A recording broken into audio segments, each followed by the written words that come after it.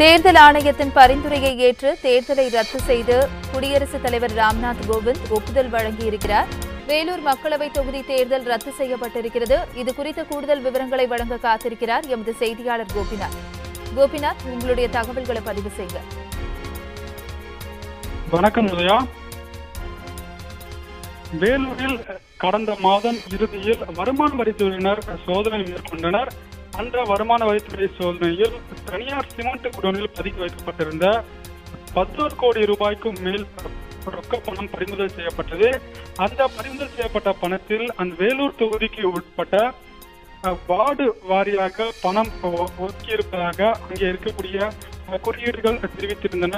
இதன் அடிப்படையில் இந்த பணம் வாக்காளர்களுக்கு கொடுக்கக்கூடிய அந்த பணம் தான் என்பது தேர்தல் ஆணையத்திற்கு தற்போது உறுதியாக இருப்பதாக தகவல்கள் வெளியாகியிருக்கின்றன. அதன் காரணமாகவே தற்போது வேலூர் நாடாளுமன்ற தொகுதிக்கு தேர்தலானது ரத்து செய்யப்பட்டிருக்கிறது. குறிப்பாக இந்த வேலூர் விவகாரம் தொடர்பாக கடந்த 2 வார காலமாகவே பல்வேறு கட்ட அறிக்கைகளை தமிழக தலைமை தேர்தல் அதிகாரி சத்யபிரதா சாஹூ காவல்துறையினர் மட்டுமல்லாது மாவட்ட தேர்தல் அதிகாரியிடமும் அறிக்கையை பெற்றார். அந்த அறிக்கையை கடந்த வாரம் இந்திய தேர்தல் ஆணையத்திற்கு அவர் அனுப்பி வைத்திருந்தார்.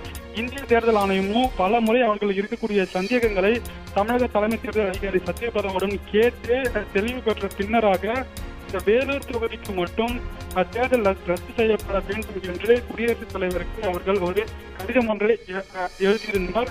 அந்த கடிதத்திற்கு தற்போது குடியரசுத் தலைவர் ஒப்புதல் அளித்துள்ளதாகவும் அதன் காரணமாக வேலூர் மக்களவை தொகுதிக்கு தேர்தல் ரத்து செய்யப்பட்டிருப்பதாகவும் அறிவிப்பு வெளியாகி இருக்கிறது. குறிப்பாக இந்த விவகாரத்தை பொறுத்தவரையில் 11 கோடி ரூபாய்க்கு மேலான பணம் பறிமுதல் செய்யப்பட்டதுதான் இதற்கான முக்கியமான காரணமாக பார்க்கப்படுகிறது. ஏனென்றால் அந்த பணம் வருமான வரித்துறையினர் சோதனை மேற்கொண்டாலும் கூட அவர்கள் கைப்பற்றினாலும் கூட கைப்பற்றப்பட்ட பணமானது வாக்காளர்களுக்கு கொடுக்க வைத்திருந்த பணம் என்று தேர்தல் ஆணையத்திற்கு சந்தேகம் ஏற்பட்டதன் விளைவாகத்தான் அந்த விவகாரம் தொடர்பாக பல்வேறு கட்ட அறிக்கைகள் பல்வேறு கட்ட நடவடிக்கைகளை தமிழக தலைமை தேர்தல் அதிகாரி மட்டுமல்லாது மாவட்ட தேர்தல் அதிகாரிகளும் மேற்கொண்டனர். அதன் விளைவாகத்தான் அவர்கள் ஒட்டுமொத்தமாக ஒரு அறிக்கையை சமர்ப்பித்தனர்.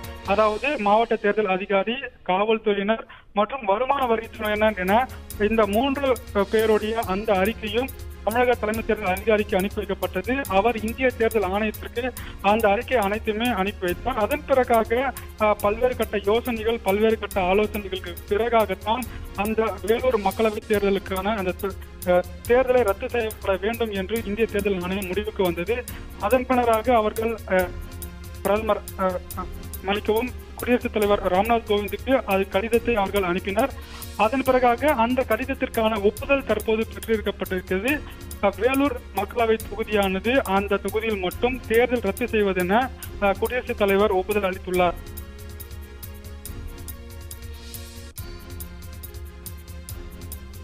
கோபிநாத், வேலூர் மக்களவை தொகுதியில் தேர்தல் தற்பொழுது ரத்து செய்யப்பட்டிருக்கிறது.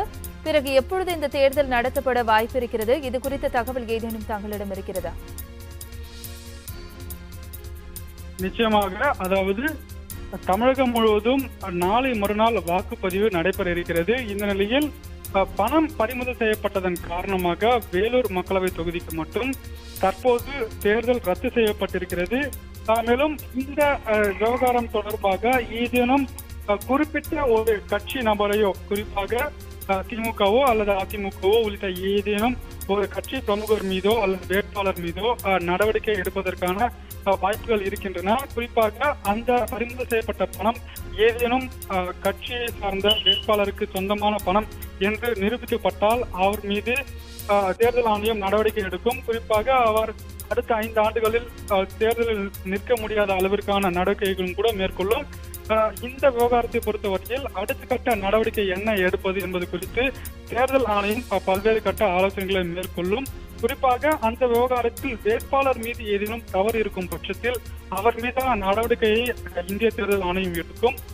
ஒருவேளை வேட்பாளர் மீது அல்லாது ஒரு கட்சியை சார்ந்த நிர்வாகி மீது தவறு இருக்கும் பட்சத்தில் அவர் மீது மட்டுமே நடவடிக்கை எடுக்க சட்டத்தில் வழி இருக்கிறது.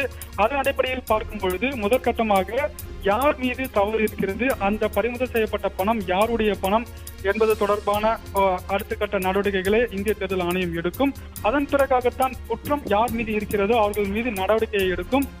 இதன் பிறகாகத்தான் இந்த முடிவுகளுக்கு பிறகாகத்தான் அந்த தொகுதியில் எப்போது தேர்தல் நடத்துவது என்பது குறித்து தேர்தல் ஆணையம் முடிவு செய்யும். குறிப்பாக இந்திய தேர்தல் ஆணையமே இறுதி முடிவை எடுக்கும். அவர்கள் மட்டுமே அந்த வேலூர் மக்களவை தொகுதியில் அடுத்ததாக எப்போது தேர்தல் நடத்தலாம் என்ற முடிவை அவர்கள் மட்டுமே எடுப்பார்கள்.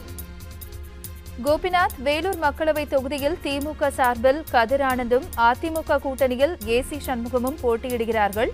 இந்த நடவடிக்கை இவர்களில் யாருக்கு பின்னடைவாக பார்க்கப்படுகிறது?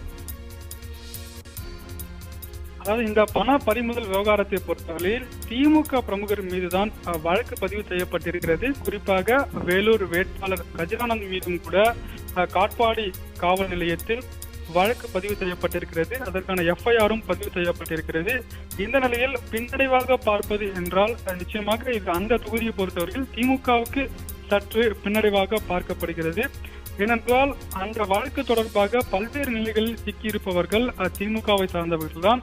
அதனால் பின்னடைப்பு என்ற பட்சத்தில் அதிமுகவிட திமுகவுக்கு அந்த தொகுதியை பொறுத்தவரையில் பின்னடைவு ஏற்பட்டிருக்கிறது. குறிப்பாக இந்த விவகாரத்தில் அவர்களுக்கான பின்னடைவாக இது பார்க்கப்படுகிறது.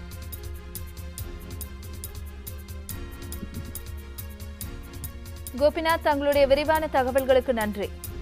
உண்மை செய்திகளை உங்கள் கண்முன் கொண்டு வரும் காவிரி நியூஸின் யூடியூப் சேனலை சப்ஸ்கிரைப் செய்யுங்கள். நொடிக்கு நொடி நாட்டு நடப்புகளை தெரிந்து கொள்ள kaverinews.tv, Facebook, Instagram, Twitter போன்ற சமூக வலைதள பக்கங்களோடு எப்போதும் இணைந்திருங்கள்.